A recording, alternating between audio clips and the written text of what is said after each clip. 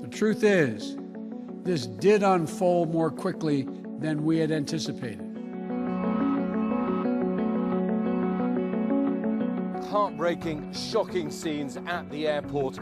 We now understand that it has reopened after those chaotic scenes, and planes appear to be taking off and landing. We can constantly hear the sound of them in the air, so far without any problems. But of course, there are still thousands and thousands of people desperate to get on those planes and get out of here as the Taliban solidify their control of the city. The flight from Kabul in one stark image.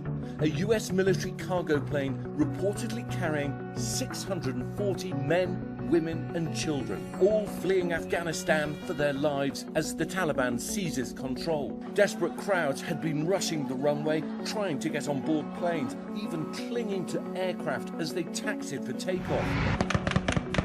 Reports of at least 7 deaths so far. Thousands of Afghans desperate for their turn. People who risked their lives to help the US mission. Baha Mahar, who worked with US forces for 5 years, came to America in 2020 on a special visa. But he's afraid for what the future holds for his relatives now trapped in Afghanistan. It's an uncertain situation.